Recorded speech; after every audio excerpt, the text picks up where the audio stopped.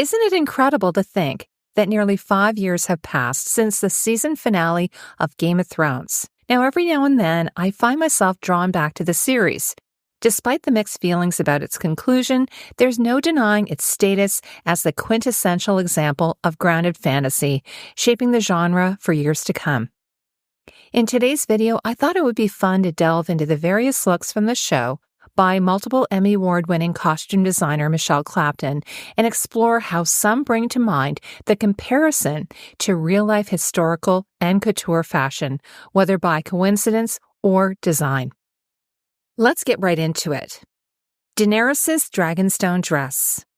Dany opens Season 7 for the arrival in Dragonstone in this dark gray dress with an attached cape. While it might be surprising that the silhouette, Clapton explains, purposely echoes that of the Targaryen style that her brother wore in Season 1. Clapton tells Harper's Bazaar, "It's practical, it's war, the time isn't for pretty dresses, jewelry isn't worn to be attractive." Upon discovering this 1947 ensemble by American fashion designer Elizabeth Hawes featuring a rigid extended collar and flowing cape, it instantly recalled Dany's Dragonstone look. Although I believe it's likely a coincidence that Clapton drew influence from this outfit, it is plausible that she encountered this attire at the Costume Institute collection at the Met in New York when embarking on her fashion career. Now, going full circle, Clapton's costumes would go on to influence the runways, like in this example of dresses from the Balenciaga Fall 2020 collection. Sansa's gray gown. Upon initially observing Sansa in this outfit, I found it rather unremarkable. It marked her second appearance in a gray dress during Season 7, and considering the predominantly dark tones already present, especially beneath her cloak and wolf pelt collar, I couldn't fathom the necessity for yet another one. Despite my initial disappointment with the color choice, one of my viewers pointed out that the hourglass silhouette of Sansa's dress resembled that of late 19th century gowns, akin to the Gibson Girl ideal style depicted here on actress and model Camille Clifford. Though it might seem like a bit of a stretch, it wasn't until after the series concluded that I stumbled upon a side-by-side of this House of Worth ensemble and Sansa's Winterfell dress. While the bodice bears no resemblance to the Worth outfit from the late 19th century, dating between 1897 and 1899, the bell-shaped skirt, adorned with a unique fabric pattern, somehow draws parallels to Sansa's attire. It's also interesting to note that while Clapton says that the fabric looks like swimming fish, a nod to Sansa's mother's Tully roots, maybe in a severely abstracted way, I think the pattern looks more like the sigil of House Bolton of a flayed man. Let me know in the comments what you think of this comparison. Cary, Hardol Wildling costume. Cary was a spearwife and Wildling leader among those who retreated to Hardhome after the Wildlings' defeat at the Battle of Castle Black. Here is Cary's costume on display from the Making Game of Thrones blog, where you can see the rows of mussel shells sewn amongst the jute macrame collar, connecting her to the fishing village of Hardhome and the shivering sea. Now, I'm pretty confident that Clapton drew upon this mussel bodice from Alexander McQueen's Voss Spring Summer 2001 collection, and it's made from real mussel shells. According to the V&A, McQueen's reference to nature were a career constant, and his botanical and zoological interests were wide-ranging. Water, with its danger, force, and abundant life, often served as a touchstone for McQueen. Marjories' funnel dress. Love it or hate it, Marjories' funnel dress from the Season 2 episode The Ghost of Harrenhal is on record as being inspired by Alexander McQueen. As this costume first appeared on our screens over 10 years ago, I've actually come to warm up to it over time. Clapton said, Marjorie's funnel dress was obviously an homage to the wonderful Alexander McQueen's costume for Bjork. It just felt right that this young ambitious girl would be experimenting with shapes, honing her style skills, which we now see her employing to great effect. It was a risk and divided the audience. Now, for comparison, here's Bjork's iconic bell dress on display at MoMA. McQueen designed the dress specifically for Bjork's 2004 video, Who Is It?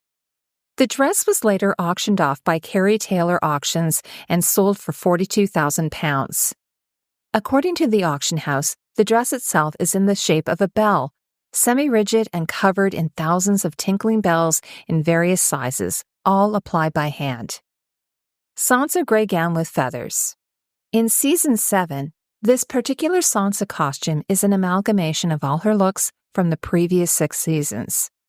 Sansa has moved from Winterfell to King's Landing, to the Vale and back to Winterfell, and picked up influences along the way from the various houses: Stark, Tully, Lannister, Tyrell, and Arryn.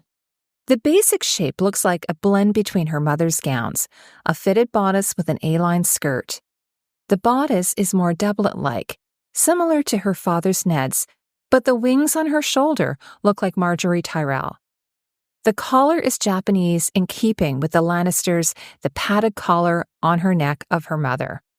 The moment I laid eyes on this exquisite 1898 dress, crafted from a wool blend cloth with applique embroidery in Art Nouveau-style flowers and adorned with shoulder epaulettes, Sansa's Season 7 look immediately came to mind. If you are new to the channel and enjoying this content, please consider subscribing. If you are returning and would like to support me so that I can continue to bring you content, I've created a Patreon with 4 different levels beginning at $3 per month. There's a free trial that you can try out for 7 days. If you want to check it out, I'll leave a link in my description. Dany's silver dress. This Season 7 look features a textured silver Carthene-style gown with a stand-up Nehru collar in keeping with Dany's brothers Viserys and Rhaegar. The underskirt is sunburst pleated, and the opening of the overdress has moved away from an arch as depicted in earlier seasons and is shaped more hexagonal, like the stone floor in the Dragonstone throne room. Now, it's possible that Clapton drew inspiration once again from Elizabeth Hawes for the silhouette. The discovery of Hawes' silk dress, titled The Sticks, revealed a waistline with a gathered underskirt that I've never encountered before. This particular detail instantly reminded me of Dany's dresses from Seasons 7 and 8. The dress, part of Hawes' 1936 Fall-Winter collection, is currently on display at the Met. Coif, linked plate mask. In Season 2, we're introduced to Coif of the Shadow. Of this look, Michele Clapton said, Melisandre had a very ornate neck piece with the ruby. I used the same shape lengths as I used on Melisandre's necklace to have a mask made, which was quite articulated. Now, it appears that Clapton took inspiration from the armor-like pieces from a Queen's show Eye. According to The Guardian, his Spring-Summer 2000 collection was inspired by the conflict between East and West, Christianity and Islam. This close-up, sourced from the Metropolitan Museum in New York, showcases the yashmak, a veil designed to conceal the entire face except for the eyes. It's crafted from aluminum and adorned with red Swarovski crystals, a creation of jewelry designer Sean Lean for Alexander McQueen. Sansa's wedding gown. Sansa's wedding gown is a culmination of both her Tully and Stark legacies, even incorporating some of the shape of Lyanna Stark's crypt statue. But I couldn't quite determine where Clapton came up with this slightly otherworldly-looking bodice structure. It didn't appear to belong to any of the other houses or regions in Westeros. That wasn't until I saw this gown from McQueen's Fall 2004 ready-to-wear collection. Featured in the finale, this striking white gown is sculpted out of layers of organza and includes a large silver shoulder and neck piece created by Sean Lean for McQueen. However, it's not limited to the bodice alone. The gown itself also showcases a weighted and swooping train, evoking memories of Sansa's own brocade gown that was so substantial it dragged in the snow. Dany's Carthene ensemble. In Season 2, Dany adopts a more masculine look derived from the powerful men of Qarth, a sort of hybrid with the tunic and filigree armor as modified versions of the men's coats and belts, while the leather skirt and trousers are Dothraki in origin. In Episode 7, A Man Without Honor, Clapton said of Dany's further transition, she starts wearing this gold corset over her Dothraki costume, then eventually a leather corset over a Carthene man's top, blending the two cultures and creating her style. In a more recent find, the sight of this charming couture dress from 1910 instantly conjured images of Dany's Carthian ensemble. The silhouette of the dress boasts side-hip archways and tab skirts in the front and back, reminiscent of Dany's underdress. Moreover, the metallic netting over pink shot silk in this historical example evokes the pale purple color palette of Dany's tunic. Sansa's Poison Necklace. In the Season 4 episode The Lion and the Rose, more commonly known as the Purple Wedding, Sansa dons this iconic bead drop necklace given to her by Sir Dantos to wear to Joffrey and Marjorie's wedding. Later, Olenna Tyrell removes the poison bead from Sansa's necklace to drop in Joffrey's goblet. Examining various Art Deco and Art Nouveau necklaces, Clapton said that necklaces can appear excessively ornate, overly heavy, or excessively modern. Her preference was driven by a desire to incorporate color into the design while maintaining a delicate and fine overall appearance. Clapton likely took inspiration from this British Art Deco necklace with faceted blue crystal drops dating between the 1920s and 1930s. I've seen many examples of this necklace online, but this one from Bag the Jewels in white metal and blue cut glass crystal is in near mint condition.